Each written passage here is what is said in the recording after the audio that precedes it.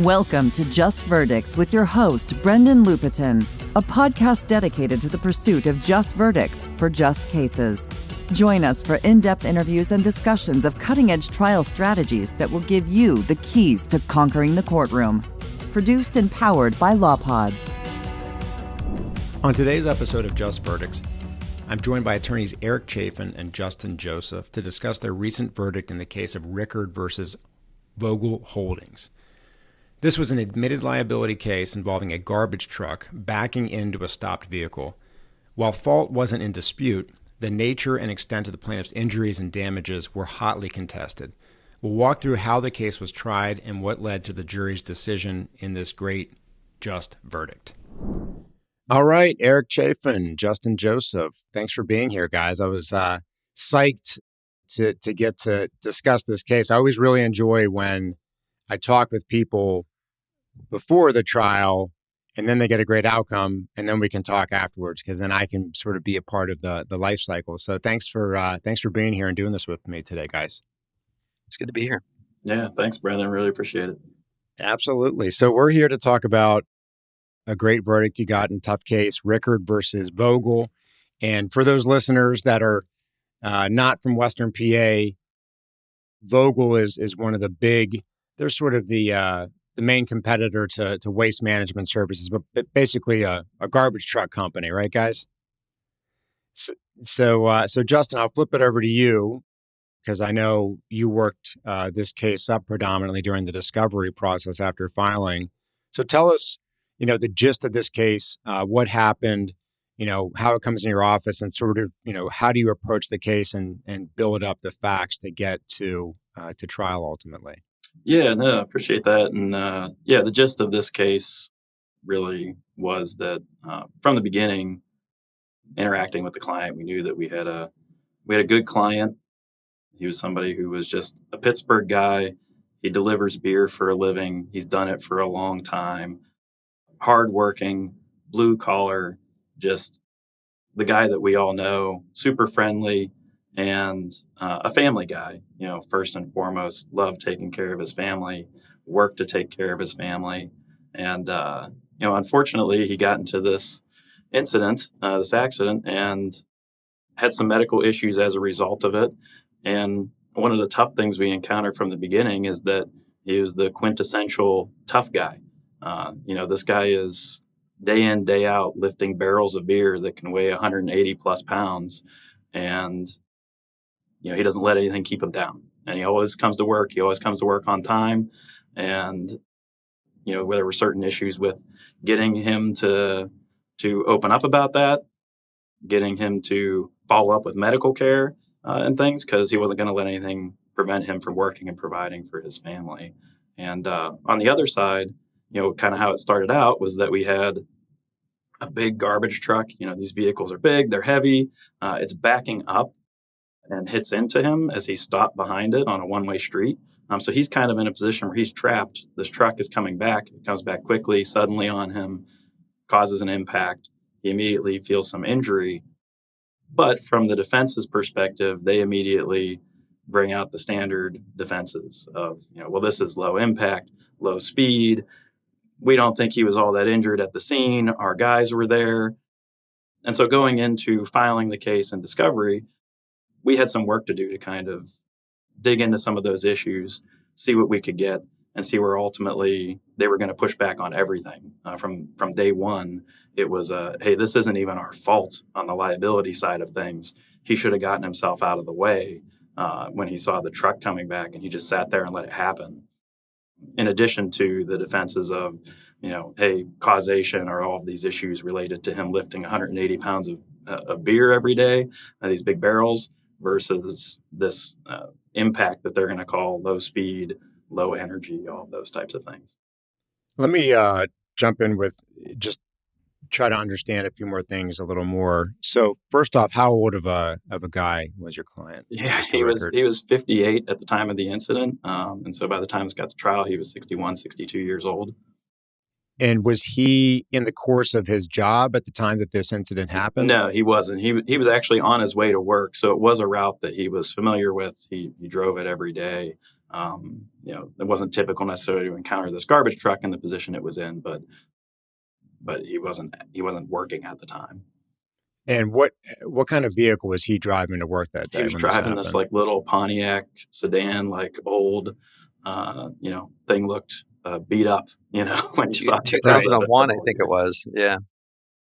So he's trying to get to work. So presumably this happens in the morning, goes down, happens to be a one-way street that he probably normally takes, and finds that there's a Vogel garbage truck, but what it sounds like blocking the way through, right? Right. Yeah. There was no way around. It's a typical Pittsburgh one-way street. There's cars parked on one side. So the garbage truck's blocking the entire way through. So he just stops and he's just sitting there waiting for the truck to move forward and to clear for it to get to work. And from his vantage point, I mean, what are they doing? Or is it the one with like the mechanical arm that's picking up the garbage cans? I mean, are they actively collecting and dumping garbage down the course of that street? Yeah, so this was actually their only. We found this out later during discovery, but this was their only stop on the street, and it's the commercial division. So they're accessing like apartments, things like that. So they had 3 garbage cans or bins to pick up on this street. And then we got into it in discovery later. There's actually different stories, and that was one of the issues that we got into. Was our client says like, "Hey, both these guys are out of the truck. They're in back of it. I think they see me. I don't know why then they just backed up without warning and kind of hit into me." And then we go and take the driver's deposition, and he says, "Actually, no, I was given the thrower in my truck a rest. He was sitting in the cab, like both of us weren't out there. And yeah, no, nobody was behind me. I checked in the back of the truck. I didn't see anybody. He must have snuck up on me after I got into the cab and kind of pulled up close, and that must be why I hit into him." What was what was the rationale for why on a one-way street there would even be a need to back up in the first place? Well, that became one of the interesting points, because as we dug into it and we got further into the depositions, and we took quite a few depositions in this, where it was the driver, the passenger, and then we did a corporate representative deposition where they actually ended up putting up 3 different corporate representatives on different topics we had noticed. And so everybody had a little bit of a different story, but it all came down to what it boiled down to was that there was no need to back up here, is what we were able to figure out and nail down. They were trying to take a shortcut to cut down an alley. They could have just proceeded forward. And that was one of the rules that we had developed in the case, was that the safest course of action here was just to move the vehicle forward. If you had done that, this crash never happens. The only reason you were doing it is because you're cutting corners, you're trying to take a shortcut, save 2 minutes of time. And if you had taken those extra 2 minutes, our client never gets hurt, Mr. Rickard. So now I want to know, from your client's perspective, how far did he say he was behind the truck because, is it backing up an inch, or is backing up many, many feet to go down this other street? Well, just to pause 1 second, because there's one piece of information that was kind of a danger point for us that we were aware of, which is our client's also a CDL driver. And so the defense never really wanted to let go of the fact that he should have got out of the way and backed up. And even at trial, they were bringing this up, which really backfired on them. I think it opened the door to some things. But go ahead, Justin. Sorry. Yeah. No. Well, wait. On that point, though, Eric, were they saying that he should have, when he sees them backing up, he should have started backing up his own vehicle to avoid it? That was part of what they said is, why didn't he throw it in reverse and back up? That's pretty lame argument, but there were some lame points made at various times, but we had done some focus group work, and that was an issue that people did raise. Oh, okay. Could he got out of the way? Did he pull too close? Different scenarios that they were trying to rationalize what happened, and but their changing story was certainly a problem for them in terms of what they could present. So. Got it. Yeah, and I think to your point, Brendan, that was one of our other issues, was the timing of everything. And our client, had consistently said that this happened pretty quickly. They didn't have time to really react, get out of the way. But one of the danger points that we have with our client as well was that he's a beer man. He's not trying to mince words or be careful with what he's saying or any of those types of things. And so, when he was really pressed, he had a little bit of a hard time with sometimes understanding some of the questioning. Sometimes we get confused by it. And so on some of these things, there was certainly a concern of him getting kind of twisted around on cross-examination, things of that nature when they're really trying to nail him down. Because he was an honest guy and he was trying to be honest, and he would get worried that, when somebody's asking him questions repeatedly, that, oh, they must be looking for a different answer. I must be telling them the wrong thing. And then he'd start to change things a little bit to try to match what they were asking. So how far do you guys think he actually was from the garbage truck when he first pulls up? What we did to reenact it was we actually did a psychodrama with him internally, and it was just us internally. We used an outside dramatist to do it, but we actually walked through the scene. And as we walked through the scene and he actually visualized it, it became much clearer for trial. And so I think we honestly looked at where the stoop was that he ended up on after the crash. It was pretty clear that he was a good couple of car lengths behind the truck. Oh, really? Okay. Yeah. And I mean, we could probably do an entire pod or two on psychodrama in general, Eric. But can you give me sort of a nutshell summary of how you approach that with him? For example, I've heard that sometimes you can have your client be different people. They don't just have to be themselves. Maybe they're the garbage truck guy. Maybe they're the garbage truck, or a bystander. How did you approach it with him to, help crystallize what happened in his mind? Yeah, I find that with witnesses and plaintiffs, whoever it is, that have trouble visualizing something, is to get them directing the scene and watch it happen and unfold. And then do chair back or doubling with them to get behind some of the emotion behind it if you're searching for emotions, or if it's just factual information, is to get really specific and directing the scene and painting the scene with them. And it tends to help a lot. With Nick, who's a wonderful guy. I mean, he's the tip staff at the court said it was like, hey, if I have a neighbor, I want this guy as my neighbor. He's like that beer guy, just all around good fella. And so for him, he was so stoic that a lot of it was trying to get the emotions of things and limitations that he wouldn't necessarily speak of. And normally with a plaintiff, we wouldn't want that testimony from him. We want it from somebody else.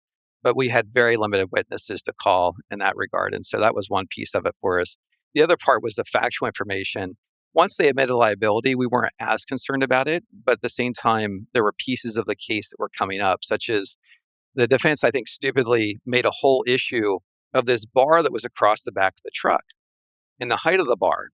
And so they didn't give us photographs of the trash truck until very late in the case. And the kind of games they were playing is we got a picture of the trash truck and there was a flag on the truck. And we tried this case in early January, and the flag was on the side for the side view, and then they rolled it around the back for the back view. And so this is the kind of stuff the defense was doing. And so when we saw the truck and we saw the bar, our client was saying to people, the truck came up over and I thought it was going to just crush me because it was crushing the front of the car. But when you look at the front of the car, there's a crack, the radiator's damaged, but there's not a tremendous amount of damage. And so one of the issues that came up and they crossed him with at trial was where this bar was, for example. And so by working with Nick and visualizing in the psychodramatic scene, like what it was that was happening and walking him through it, it became very clear to us in the case that bar looked very threatening and menacing, but it actually didn't do much damage because of the height it was at based upon the truck and what was going on with it. And so like pieces like that were really helpful, I think, with using that technique. Did you also use that to help him, because, it's always kind of a fine line. Like you don't want your client to be overly dramatic about their injuries, but as Justin, you touched on in the beginning, overly stoic, not overly, but just stoic clients can present their own problem. And you have to help them feel comfortable saying anything about the way that this hurt them, because mostly they're just like, stiff upper lip and it's no big deal and minimize everything inadvertently. So did the psychodrama, in addition to helping him direct and understand the scene and put the pieces together better, did you use that to help him, sort of, whether it's emote or talk about his injuries a little bit better? So I think in most situations where we use psychodrama, and from sexual assault cases to really catastrophic injury cases, yes, working on the emotions and have the connection to the emotion and staying present with the scene, which is very traumatic, and being able to articulate those things without disassociating is really important. And so typically that is something that comes out of a psychodrama. I think for Nick, the way he was and the way he presented, the injury is a torn meniscus. So in terms of how it impacted his life, there's ways that he could talk about it, but it was not in a way that needs to be really dramatized in any way or emotionally as connective. It just wasn't going to be there. And so in this particular case, I don't think it was as helpful. It was certainly helpful to us to be able to put ourselves in his position to understand the course of his life. I mean, this is a guy who was a beer man, but his dad and his brothers were also beermen in Pittsburgh. When we got to our doctor and, the doctors testified, for example, like our doctor was quintessential Pittsburgh and how the camera looked, the way the images were, the way he talked in a very common sense approach. And so just the theme of the case really became more apparent to us, I think, in working with Nick and just understanding his background and story. And so that's where I think was really helpful to us as his attorneys and to be able to put ourselves in his shoes and understand this story. And so it helped in closing with how we talked about the damages and different things. And so it really set us up well, I think. So, talk with me then, we're getting into what his injury was. So mechanism of injury. There's no dispute that this truck reverses, hits his vehicle. Question is, to what extent, how severe of the impact was it? So you got tough, stoic, beer delivery guy, quintessential Pittsburgher. With memory issues.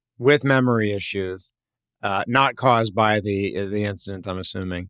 But so tell me, I'm guessing 58-year-old guy probably has some pre-existing stuff or degenerative issues. So how does that all factor into what are his injuries and what are you dealing with kind of in context with who he was? Yeah, that's certainly right where they went with things as far as, I alluded to it earlier. He's a beer guy. He gets, nicks and dings all the time from carrying heavy things and being in and out of his own truck. And, just wear and tear over 58 years and 30 plus years of doing this type of work, certainly could be something that leads to arthritis and a torn meniscus. And, they really pushed back on the, degenerative nature of torn meniscus, arthritis setting in, really this kind of, hey, he's just a, blue collar guy who's 58 years old. And you would expect somebody in that position to have a torn meniscus, and that really none of this is caused by this crash. And they pushed hard at his deposition on that mechanism of injury as far as how hard was the impact? Did you feel pain immediately? All those types of things. And, what Eric was alluding to with memory issues was that, again, he would get very confused during the testimony. And even during his deposition, one of the big issues we had was he confused which knee was even injured in the accident. And so, they're talking left versus right. And he's getting confused as to which is which. And when you dig down, it's all somewhat understandable because now he has an injury to his knee. Now the other knee hurts him sometimes because he's compensating and things like that. And so he's getting confused as to what's being asked of him. But it certainly became one of their themes in the case that, hey, he had some injury in this accident, but it was very limited. And anything ongoing is just related to essentially old age.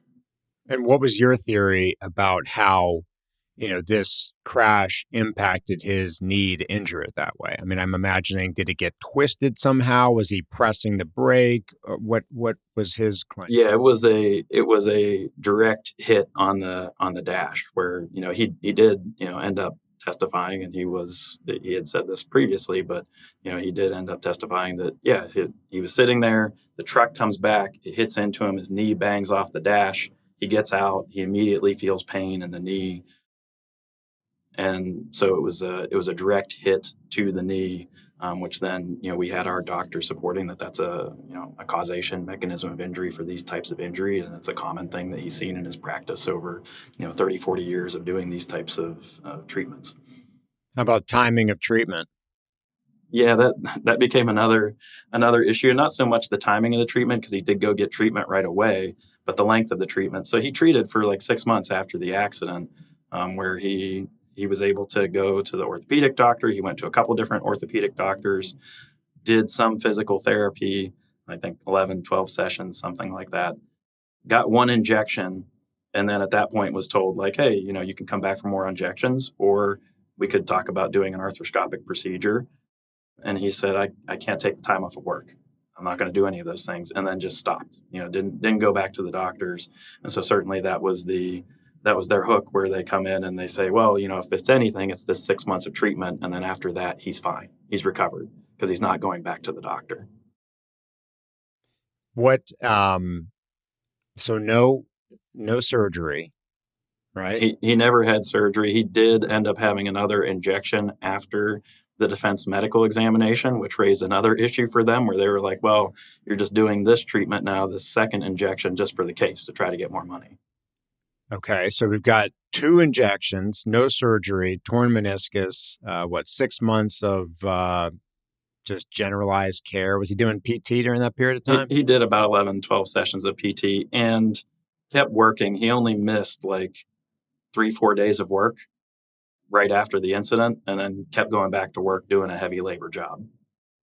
So to me, that's like a top offer $35,000 case, probably, right? I mean, in that vicinity.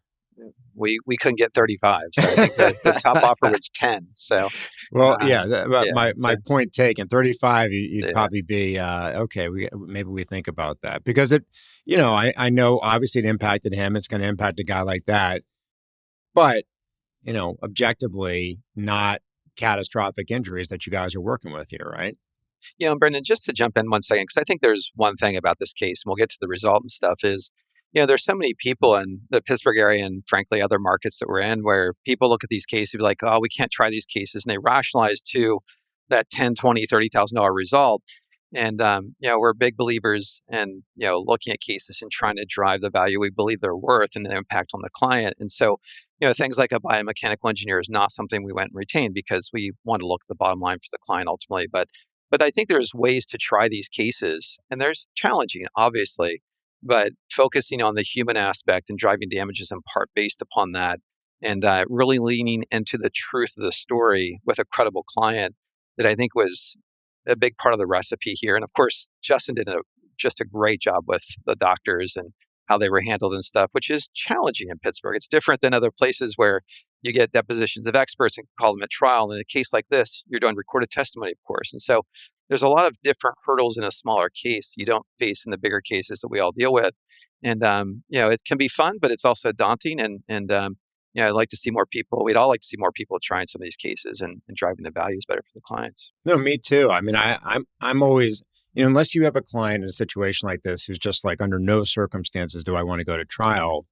I think when you're talking offers of $10,000 or $20,000, it's sort of like, what difference is that going to make in this person's life, really? You know what I mean? And so if they're on board, those are exactly the kind of cases that should be getting tried more frequently. But to your point, Eric, aren't. I think more often than not, by a long shot, those cases are getting settled. And that's probably where the insurance companies make that's kind of their bread and butter, where they're saving a lot of, probably most of the money. And so it's great that you guys tried this case. Yeah, we may have for that exact reason. We may have gotten to a better offer at some point, short of a verdict, but they were privately insured, so that was one of the challenges in terms of getting the case done. So yeah, but I mean, to the same point, I mean, just always these types of cases are chronically undervalued from the other side, and I think attorneys getting nervous about trying a case and the hassle factor and what if we lose. And yeah, those cases just get settled for too little, too frequently. But and to your point, I think they are interesting because every case, has its different, hurdles that you have to deal with. And this one is no exception. You've got, finding a way to get this guy to emote, finding a way to, overcome the conflicts over liability. But it sounds like eventually they folded on that, right? Any disputes over how this happened and who was really at fault? I mean, it was something we anticipated that eventually they were going to have to do. And it was, through discovery and depositions, we had developed just, a lot of good stuff. And one of the lessons from that was not to give up on anything. And I think I've heard you talk about this before, Brendan, as well, on some of your stuff. But, for example, one of the issues in in the case was, like, why didn't they see him? What were the safety mechanisms there? What were the protocols? Why didn't they have a spotter out there? And then we get conflicting testimony. Well, yeah, I wasn't actually getting arrested in the truck. I was out there too, is what the passenger is saying when we finally take his deposition. And so you have a conflict between their own people then, which is obviously great for us as to what had happened. And then, even getting into issues of like, well, what at one point in time, there was some discussion as to, I kept asking the question about, is there any type of other safety mechanism on the truck? Well, it beeps, it backs up, and he should have heard the beeping, and they were really kind of honed in on that. And it's like, well, is there any type of camera on the back of the truck? No camera. And then eventually we get to a point where it's like 5 witnesses in, they're like, yeah, actually there is a camera on the back of the truck. It just doesn't work. We stopped fixing it because it was breaking. And then so it kind of put them in a position where it worked to our advantage at trial, because as they're talking about trying to say, we had gotten all this good stuff on liability, they admit liability now. And as they're talking about or trying to say, well, this wasn't that hard of an impact, they can't really put up any of their witnesses to say that. Like the driver of the truck, they can't put him up, or the passenger of the truck, for fear that they're going to open up the door to getting into some of these other things that they're trying to keep out with the admission of liability. And I mean, Justin, you and I talked in lead up to the trial, just kind of spitballing. It's always good to get, somebody else's thoughts on things. And, you had really developed a lot of like damning evidence against the defendant. So walk me through some of the list of, really, whether it's directly applicable to your ultimate theory of the case, but some of the great stuff you developed. And then, that and yet another obstacle is, do we present this? Do we try to throw the kitchen sink in this case? Or despite how good some of this, this evidence we've, developed is, do we let it be because it's not going to help us move the ball forward? And generally there were just a lot of communication issues within the company regarding safety and kind of how things were overseen, and, whether, who was responsible for what, whether they had policies on this. And really in these cases on the liability side, when we have a corporation involved, right, that's where we're going, is to the policies, procedure, whether those were followed, how those were developed. And so we did get a lot of that good stuff, and it did become an issue of, okay, well, we're anticipating they're admitting liability, then they do admit liability. A lot of this stuff is now coming out. How do we force that? Can we try to add punitive damages to force them to not admit liability? There's all of these kinds of discussions and strategic thinking that we're having on it.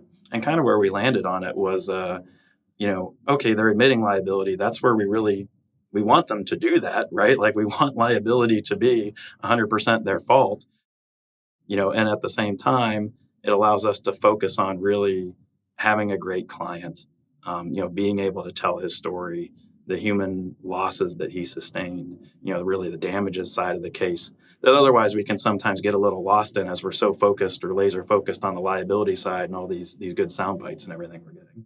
Yeah. And one of the danger points that kind of went away because it was admitted liability is, Justin had done such a good job of developing evidence on various fronts, including a really bad driver history record for the driver. And so one of the points that we were discussing, maybe Brendan had raised with you, Joe Fried had done a piece with us on speed trials at our firm, because we have a lot of great speakers come in and talk with our attorneys. And talking to Joe is just really that empathetic cross of the driver and being careful about, drug issues, loss of license, different issues, and how to do that empathetically. It's just, again, a good lesson about the truth and leaning into things and understanding where a focus group is going to go in terms of empathy they may have for different culpable parties and how to pin that liability. And so, I mean, it's stuff that we hear all the time, obviously, and talk about in our own cases or figure out in our own cases. But like, this is one of those situations where we spent a lot of time on that. Ultimately, we're like, okay, we'll probably back off some of this.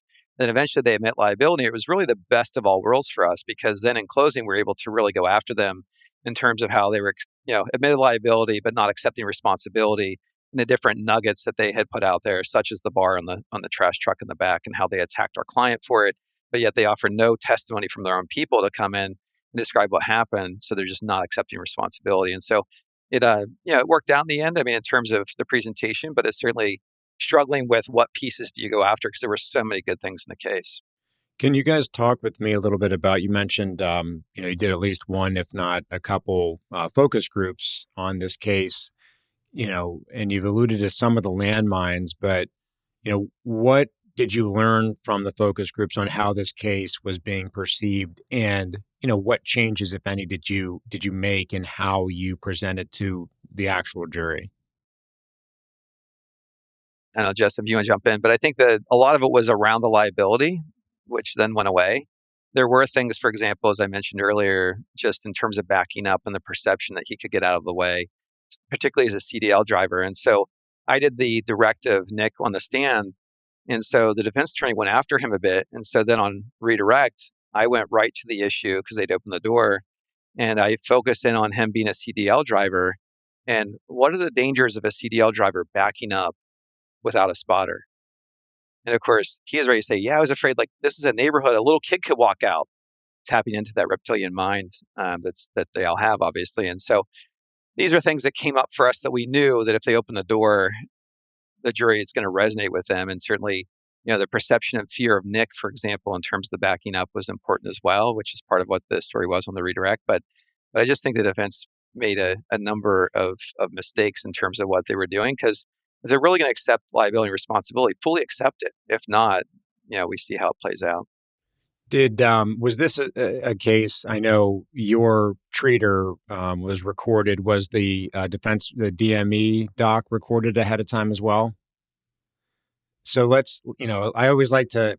We don't have to say names, but you know who the defense doc was. You're very familiar with him. I think I know who, and I've certainly tangled with him on many instances. But talk to me about, because I always have to remind people sometimes when you're taking recorded testimony before trial, it's like, no, trial's actually started. We're in trial right now. It's already begun. So, let's go in the order of how your trial actually happened. Who went first, infamous DME doc or your treater? Yeah, so it was the defense doctor, and to even back up a little bit, that's how we're looking at and treating these cases where we're doing the corporate representative depositions and we're recording them. And so, we're looking at that testimony as, hey, this is testimony that potentially is coming into trial, and really treating those depositions that way and really being focused on them more as trial depositions than just, discovery depositions and figuring out what happened. But yeah, so the defense doctor went first, and then we had a period of, a week or two where then our doctor did his recorded testimony. One of the things that was, when we look at the videos kind of right after they're done and you just look at them in isolation, one of the concerns we had was the defense video, like, they had it set up well. He was like really polished. He's looking really good on camera. And Eric talked about this a little bit earlier, like our doctor, he insisted on doing it remote. And so he had this kind of wonky conference room set up. He's kind of sitting far back. Like when he first comes on camera, he's sitting all the way at the opposite end of the room and you can barely see him. And I'm like, can you at least move closer to the camera? Can anybody zoom this in? And they can't figure it out. And we're just doing our best. He's got like papers spread out all across the table in front of him. And, it was really kind of I'm like, oh man, when we do this again for the next one, we got to get a tech person in with these doctors or something. Like, we got to figure this out, because this was not a great setup for us. Well, sometimes I like the rawness of it. It's like, look, this guy's working in his practice. He's not sitting there doing the movie star setup for the background, and he's coming in, he's prepared. He's got your client's records there, as if he's an actual treater rather than, the hired gun on the other side.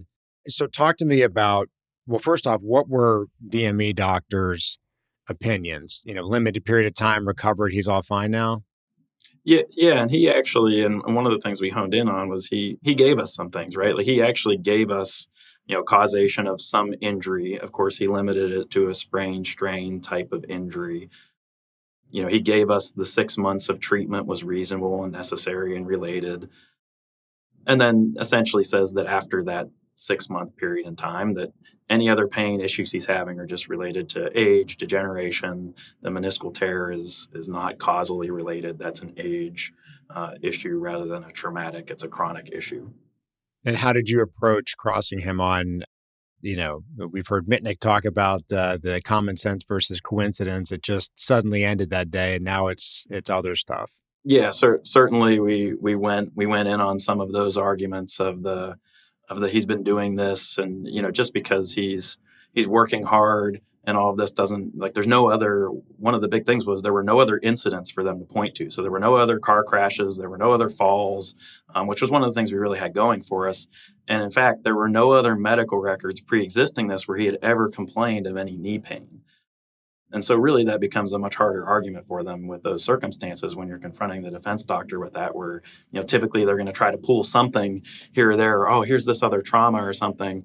And it's no. And, one of the things that really worked for us was I went in on the doctor and I was like, well, just because he's not coming back to see the doctor doesn't mean he's not having pain. There's a lot of different reasons, human reasons, that people do that because they're busy with their lives, they're busy with their job, they can't afford the medical treatment, whatever it is.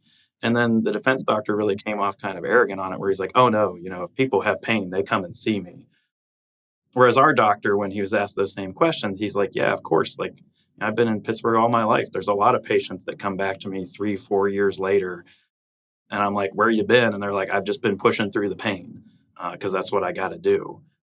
And so that really kind of worked for us when we framed it that way. And were you able to, because of timing, DME doctors first, your treaters second, did you have him comment on any of the testified opinions of the defense doctor, or did you just kind of leave him, fresh with what, his opinions and treatment was from the go? We mostly left it to his opinions, and we kept his testimony on direct pretty short and brief, and just, one of the, I think, defense mistakes was they went pretty hard on our doctor on cross on some of those things, and it just came off as a little bit empty when they're asking him about some of those things and trying to get their doctor's point across. He's just coming across so well with just hey, I'm just a Pittsburgh guy who happens to be a doctor who treats these people, and this is how people act. This is not anything out of the ordinary.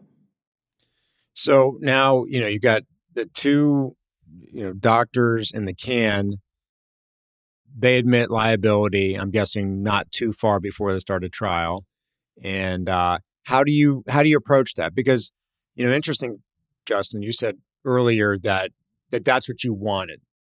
You wanted them to admit liability. And, for a long time, a lot of lawyers have been of the mindset that you don't. And, oh no, when the defense is admitting liability, that's a problem for us. I mean, why did you feel like that was a good thing for you? Don't get me wrong, Brendan. We were conflicted on that. So we were very much on one hand. I'm like, man, we spent all this time on these depositions and we built such a great liability case and would love for all that to come in, especially with the corporation, to just show kind of the disregard they had for safety. And of course, that takes that all away. Or for the most part, takes it all away, and we still try to get in little pieces here and there. But I think Eric had alluded to it earlier. The defense was also conflicted on it, where they couldn't kind of fully accept liability, right? And so they were still trying to take little shots at it here and there of, well, even to the point at trial of kind of alluding to, well, maybe he could have backed out of the way or something like that, and opening the door a little bit to some of this. And so it became we had plans either way, and we knew that it was probably going to happen, and with the admission of liability, that it was going to be something that we were going to deal with. And in the end, like I said, one of the reasons we wanted it to really happen was that it just allowed us to focus on our client and his story and the damages. And even though it's not a catastrophic injury, it's certainly not the boo-boo that they're making it seem like it is. You and I had talked about how you were going to approach opening. What did you ultimately do? I mean, how did you structure opening, accounting for their admissions, quote, of admitting fault? Yeah, the beginning was really simple. It was just it's 100% their fault. They've admitted that. Nobody is going to be talking otherwise or considering otherwise in the case. And, we did, go there where it's, they did it like 4 days ago, they contested it all the way up till this point, and then 4 days ago they admitted liability because they can't accept full responsibility. And that was the dichotomy that we drew from the beginning, where it's don't get their admission of liability wrong either. They're not fully accepting responsibility because at the same time they're coming in saying, well, it's just arthritis, and well, he's still working, so he's not injured. And the way that we kind of juxtaposed that was really what they're saying is that he's old and he's blue collar and that he doesn't deserve full justice because of that. And don't let them fool you when they're trying to put a different spin on it and say it a little differently or nicer than that. So opening goes well. What did you think? I mean, of the defense opening and response? Were you still feeling pretty good at the end of both openings? Well, let me be clear too. I mean, opening didn't go all well. We made mistakes. So, well, tell me. I'm a big believer in talking about what I could do better and what went right and what didn't. Yeah, I think Joseph sat down and I said, "Don't overpromise." Yeah, I mean, always. Yeah, but it's tough not to. You have certain things in your mind, but no, what were you happy with in your opening and what would you have done differently? Yeah, I was certainly happy with, we had a good structure to it, happy with how it started. And I think one of the tough things when we got towards the end of the opening, and it was short, it was like 15, 20 minutes. And it was just, talking about the damages, talking about the categories of damages we were going to get into. And it was purely a pain and suffering case, no economics at all. And so then, what I wanted to stay away from was getting into specific examples of that, because then we have our client coming up on direct. And then, of course, I got overexcited, got into specific examples, and then it comes up in cross-examination, shortly thereafter. So I'm guessing you gave your opening without notes and just, you practiced it and had like an outline kind of thing? I had an outline. Yeah, it wasn't written out. I had an outline. I had written it out, boiled it down to an outline, and I had like little note cards with me. So I had the points that I wanted to hit, but it wasn't completely written out for me to read off of. Right. I won't say I'm on a crusade, but I am a big believer. The more I've tried cases of, and again, I talked about this recently on a prior episode of, so many people are like, you must give your opening without notes. It's got to be, completely, this thing. And there are people that can do that. And I have done that in the vast majority of my cases. And I still think that most people do that. But I think because of the credibility issues, the problems it can create for that exact reason, Justin. I mean, when I'm in trial, I'm as excitable as anybody. And, if I don't have, guardrails to keep me in line, which is, my script, I always wind up throwing stuff in there that I wasn't planning. And oftentimes, there's the upside of that's authentic you. But as you experience and I've experienced, it can come back to bite you because the defense is just looking for things to jump on, to use against you, to, attack your credibility as the bad plaintiff lawyer. And yeah, I mean, so Brendan, just to jump in if I could, please. Yeah, I think the first thing is, I heard a couple of episodes recently that you've talked about this, and context is really important, I think. And I think you talk about it as power reading, which is a little different. And so when we think about reading an opening or a closing or even a cross-examination, you see people do it, for example, right? Is we think about these, bumbling white collar shoe firm person who's, on the defense side who does a lot of that. And we see that a lot in some bigger MDLs and stuff, right? Whereas the power reading that you talk about, I thought was really interesting and different than what I had heard before. And I know you're a fan of Rick Friedman. You mentioned that. I know we've talked about it personally. Just Rick is incredible in terms of his approach to things. And one of the things that he does, and I think it's really important, and it's really like talking about Justin getting excited. Justin did a great job in the opening, by the way. I just want to say that, and it's one of the fun things about working with Justin. He's so talented. But getting that excitement out of the system, and I remember saying to Rick working with him, it was like, man, I got so much emotion in the courtroom. He's like, why? It's not about you. You got to learn to set that aside and very Zen-like in terms of working on it. And that's where I was introduced to psychodrama, was actually through Rick. And some of the people at Ethos, which I think we've talked about. It's a great program. Hopefully he'll do it again this year. And but it's interesting. I think that I spent some time on the ranch, for example, doing the Spence method, and it very much is focused on connection. And so, like, if you stood up with notes with Joey Lowe and you did this, he would like throw a chair at you, Well, probably. right. That's my point. Right. And so I love what you're talking about, and I love that piece of it. But I think that part that you're talking about, the connection, is something that's lost unless people really hear out the way it is and the way you describe it, which I think is great. And I hadn't heard someone say it that way before. So for young lawyers in particular, very, very helpful. And even for like myself at times, thinking I'm more experienced, that I jump into a case in a shorter period of time, and there are pieces of the case I really don't know as deeply as I need to. And so have the security of what you've described, I think, could be a really powerful tool.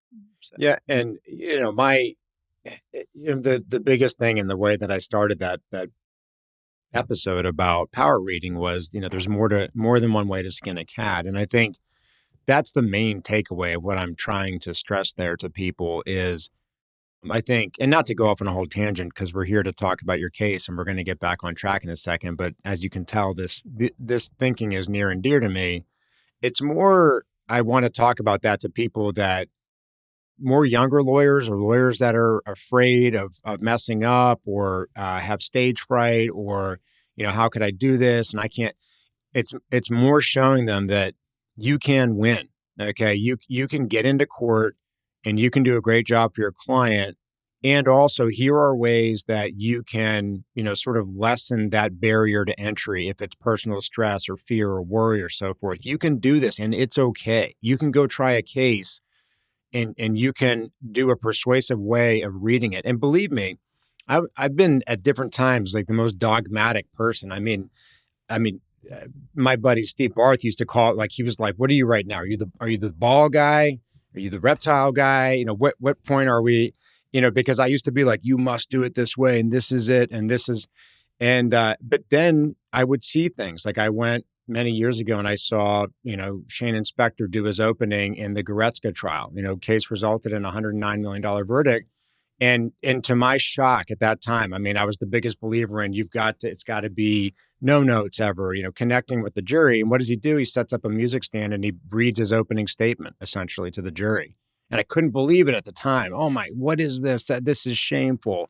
And then over time, process it, and the reptile changes, and then they're saying it's okay, to read, and so forth, and finding that balance. But I agree with everything that you said, Eric. And what I don't like are, people that are going to flip out on you. Oh, you can't do it that way. It's like, well, no, you can do it that way. It's okay. And it's evolving and getting better and trying to improve. And I think there's some parts of the exercise that are necessary in a closed setting, not necessarily in front of a jury, where you are learning that connection and the freedom of the connection away from the notes. Because the notes, if they become that security blanket to where you're afraid to look up, you're afraid to understand the phrase or the paragraph you're going after and be able to articulate it, that's the part I think that you still have to get comfortable with, is to that ability to go from the paper to the people.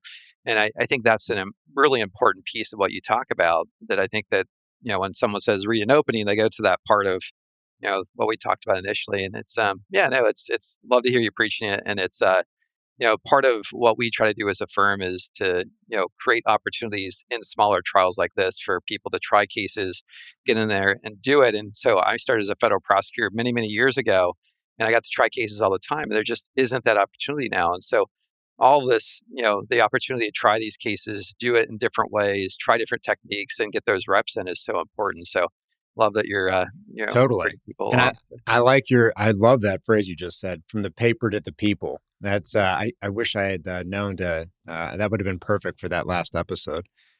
But enough about that segue into that issue, though I think it's always important. So, Justin, you do a great job in opening. And, look, we're always looking back and thinking, well, in hindsight, I would do this. And that goes back to what Eric's talking about. The more you try, the more you get that experience. Okay, next time I'm going to do this. I won't do that. So, you're off to a good start in opening. What's your order of proof? Who do you lead with? As I recall, Nick, and really we didn't have many witnesses to put on. So we had, our client, we had a daughter who we were going to call, who was expecting with twins. And so she had there was a timing issue with the trial as well, because first of all, the jury was selected without the judge. So it's Judge Regan, who's great. He really cares about jurors. He actually picked up the case for trial. It was during that really cold spell in Pittsburgh. And so it was really cold. There was a lot of trials going on. There were issues with getting jury panels. The courthouse was closed some. And so it kept getting pushed from like a Wednesday or Thursday through till like Monday. And then the judge got sick over the weekend. And so we did jury selection without him on Monday. And, he came in the next day. What a trooper. I mean, he came in, he was recovering, kept his distance from folks and really just pressed through with us, which was great. And so did the opening, put Nick on the stand.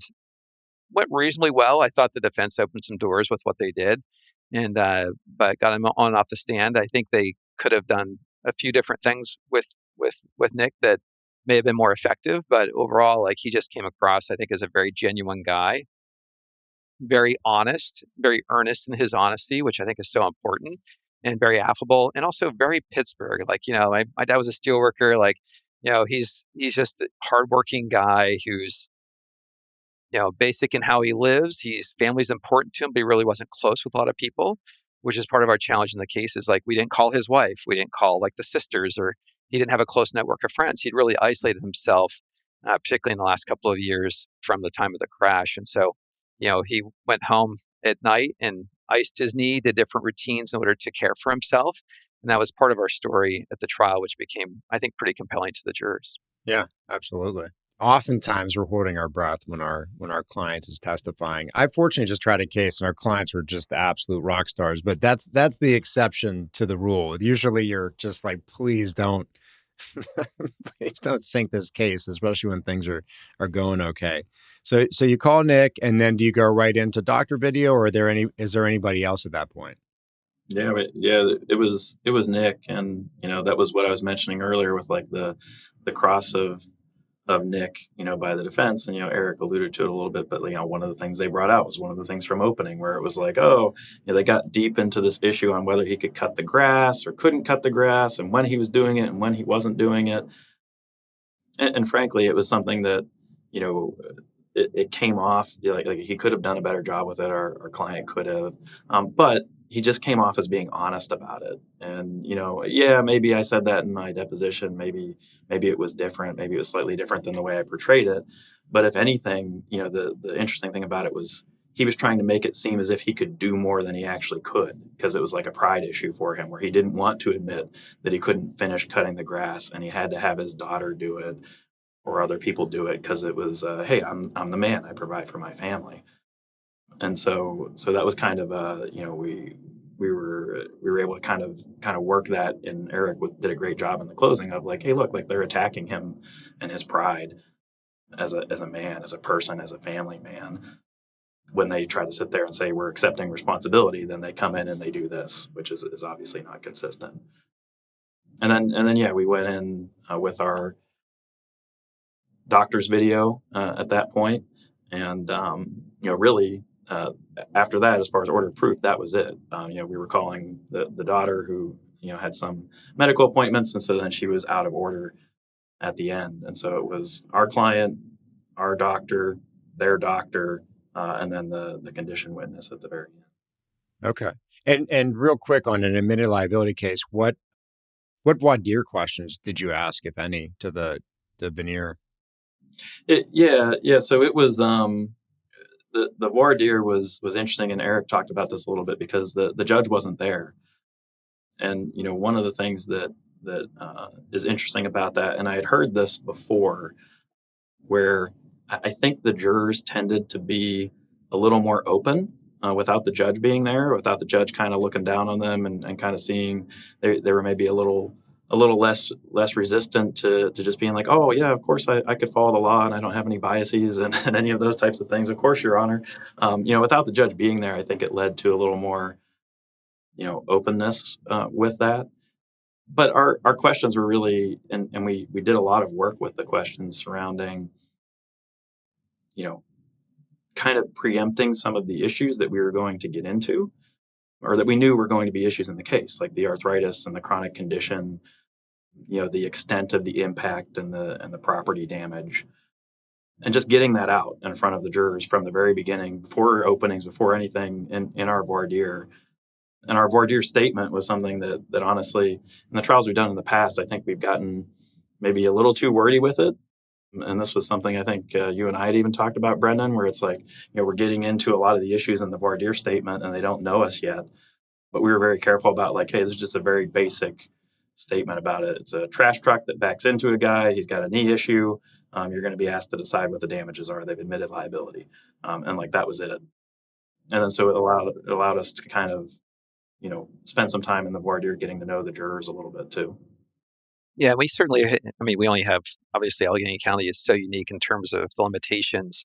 I think as Justin said, a couple of things working in our favor. One is the judge left it to us, and defense counsel was pretty cooperative in terms of how we handled things. There were a couple of times where we both agreed for cause, not a big deal. So there really were no issues left over for the judge to address. We actually handled it completely within the counsel, which was helpful.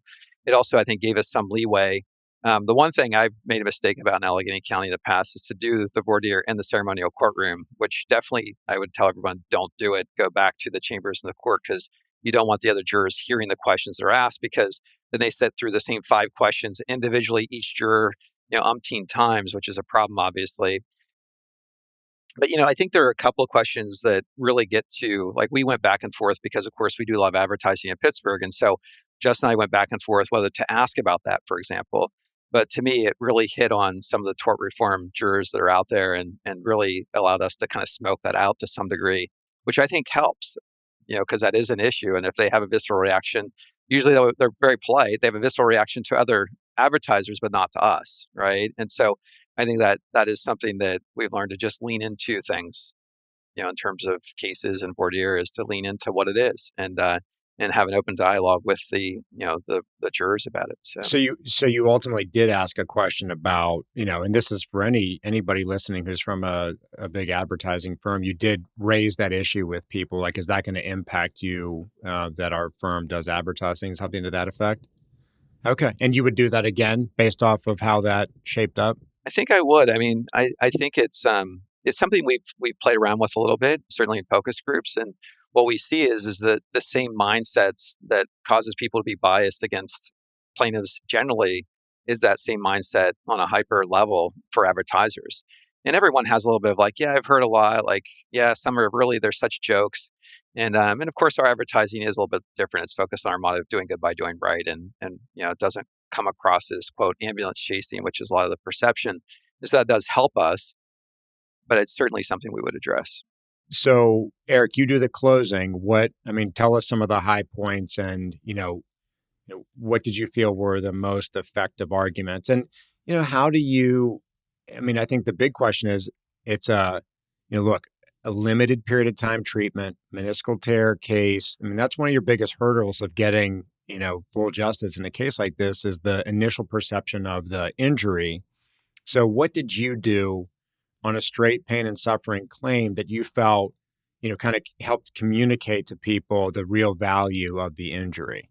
Yeah. So one is, it wasn't what we typically go to as like type A personalities, which is like analytical information about the case. And so one thing to note is we had one juror that actually came off the jury at one point because he knew the doctor. And so in the midst of us doing voir dire ourselves, we didn't do as the defense didn't put in who their doctor was. And the juror had been treated at the same facility, and it was unclear who it was. And so we went back and forth, and ultimately the juror was off, and we brought in the alternate, which we frankly were happy about in the end.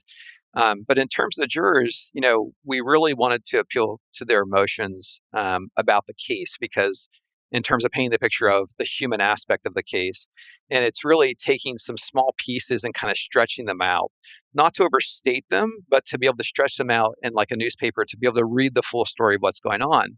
And so if you take the stoic Pittsburgher who happens to be a beer man, who doesn't surround himself with a lot of beer buddies that he talks to, and you don't have those witnesses, we had him and we had his daughter.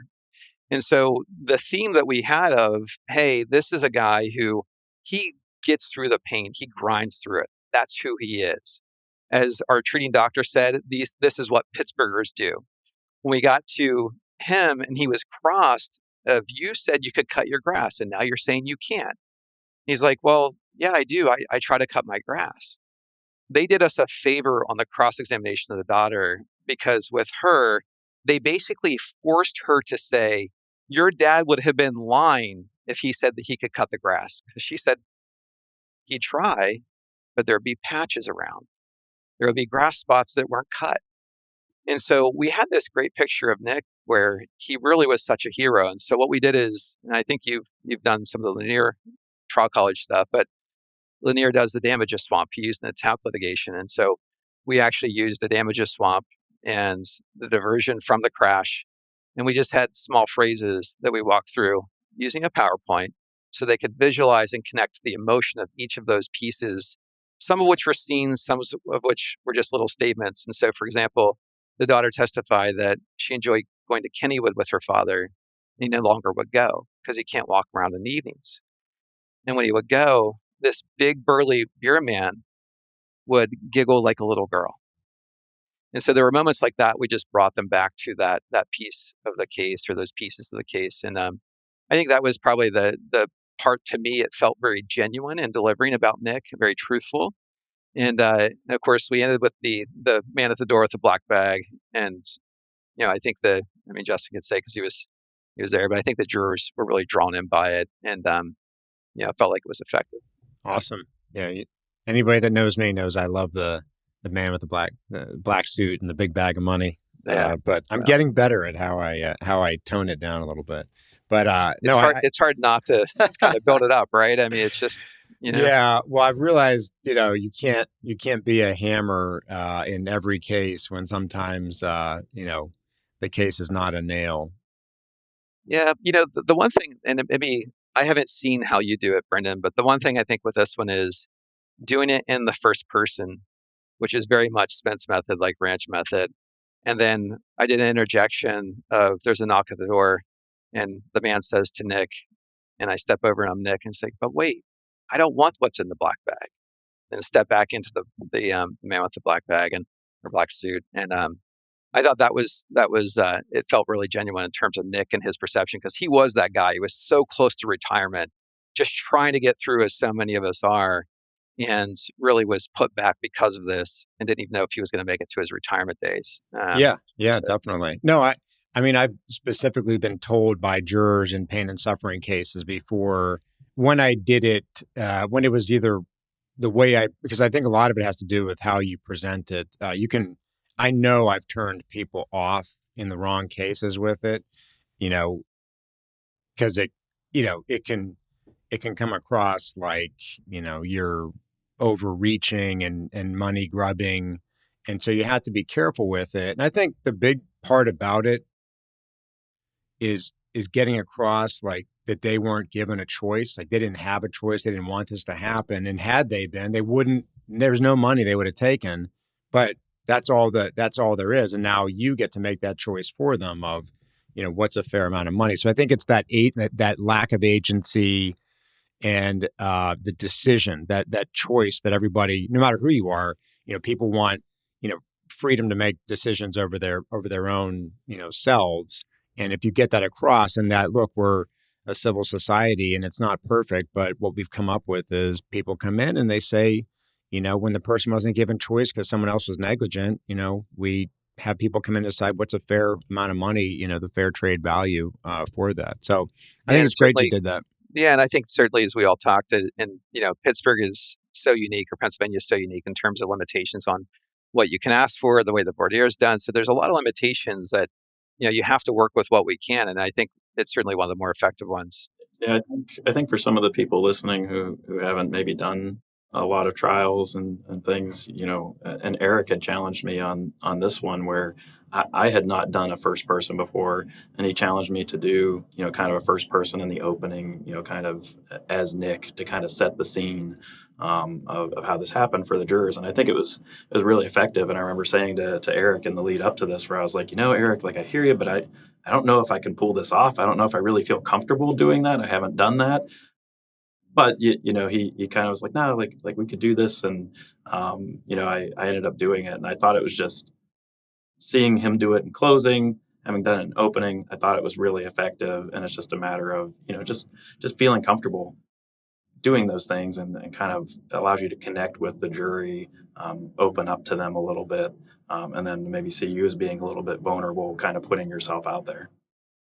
Yeah, I can't say I've certainly, read all about, first person approaches in opening and closing. I can't say I've ever done it myself, but what I can commend both of you on is, trying something new in a given trial. I mean, that was one of the takeaways from when I went to Lanier's was, no matter how accomplished he is, every trial he goes to, he's always trying to do at least one new thing that he's never done before, to try out a new technique, a new concept. And I think that also makes going to trial more exciting because, no matter what, you're going to try this new thing. It's kind of like your shiny new toy, and hopefully you've thought through it. So it's not going to just be like a complete backfire. But I think that's great that Justin, that you listened to Eric and tried it out, and then trying it out, you start to feel, okay, next time I'll do it this way. I like that aspect of it. So I Yeah, think it's awesome. and I think one thing, Brendan, I know you're such a student of the craft, and I think the same for our firm in terms of approaches and doing different things. I mean, it's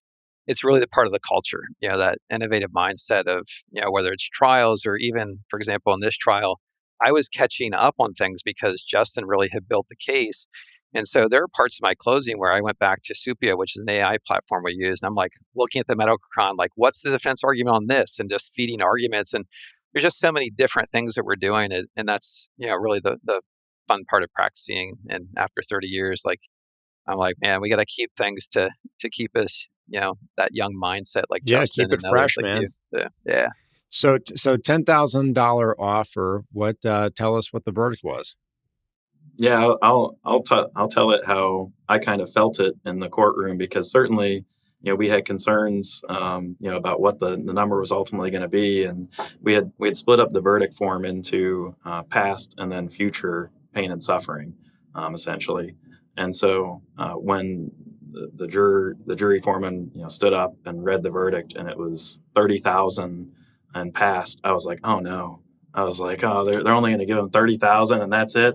And then they said 100,000 in future pain and suffering. We're like, okay, like this is what we were pushing for. Kind of what we were saying all along was a fair resolution of the claim, in that neighborhood, and getting, of course, pushback all the way, saying that it was hardly worth anything and less than the cost of defense.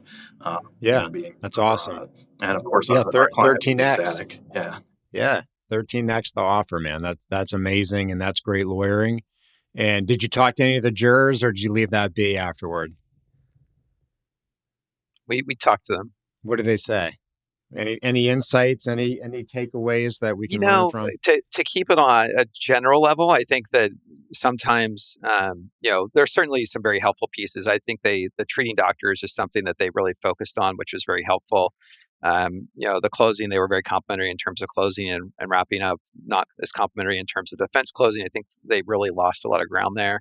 Certainly in terms of how they look at damages and stuff. I mean, it's like any of these jurors and focus groups too, is like they have their mindset in terms of how to handle it. The one thing I would say that we had throughout the cases, we weren't asking for future surgeries, for example, right? Because we knew he would have to have one, but we didn't go there because of credibility issues because he hadn't had it yet, right? So I think that certainly the $100,000 verdict was them saying in some of like, we know the future consequences for him of this torn meniscus, and it was Yeah. caused by this. And so that really resonated for us in terms of talking to the jurors, which was great. Now, it's a great takeaway that, again, sort of understating, not overstating, led to a great verdict for you guys and your clients. So that's awesome, guys. That unless there's any other, insights or anything else you want to share, I thought that was fascinating. And again, great, Justin, especially to talk with you beforehand, kind of, thinking through some of the obstacles and then hearing the great outcome that you guys got is terrific. And congrats to both of you. Thank you, Brendan. The only thing I'll mention is, we win some and we lose some. So there are a number of cases we've lost in the last year as well. And certainly as a firm, working to get the trials to get the right results for the clients, pushing even the smaller cases as part of who we are and what we do. And, we're certainly recruiting in Pittsburgh as well as New York and Connecticut where we have offices. And, talented young lawyers who want to get in, litigate and try cases and want to learn the craft of, trials. Certainly we have openings. Love to talk to people and certainly reach out to collaborate or certainly if you want to, talk about joining the firm, we're always open to that. So. All right. For any of you young lawyers out there listening, Chaffin Lupetin is looking for, what was that old military thing? Not a few good men, but is that what it was? Or was there a few good men or women, whatever it was? But you guys are looking for the some people that are looking to go try cases, which is a great opportunity. So hopefully people take you up on that. Well, Eric, Justin, thank you for joining me on Just Verdicts. Always great talking with people about their impressive trial victories. Learned a lot, and I'm happy for you guys, and I'm sure we'll get to do this again sometime with your next great verdict, okay? I would love to. Appreciate it. Thanks to Eric and Justin for joining me to discuss the Rickard case. As you heard from Eric Chaffin, this was a first on the podcast. If you were a young attorney looking to go to a firm and try cases, you should reach out to either Justin or Eric because Chaffin Lupetin is hiring. And if you found this conversation helpful, you learned something, you got some value out of it, my small ask to you is to consider sharing the episode or leaving a review or subscribing, as it helps the podcast get recognized by other lawyers. And that's the whole point. So we can have a conversation, collaboration. I can find more great people to come onto the show. And if you or anybody you know gets a great verdict or has interesting trial-related knowledge to share or talk about, hit me up because I'd love to have you on the show and talk about it and pick your brain. So this has been another episode of Just Verdicts. Thanks for listening. I'm your host, Brendan Lupetin. Until next time. If you enjoy the show, please subscribe to the Just Verdicts podcast on your favorite platform and consider leaving a review. And if you're interested in co-counseling, local counseling, or referring a catastrophic injury case, we'd love to work with you. Call us at 412-281-4100 or visit our attorney referral page at pamedmal.com/refer. Thanks for listening.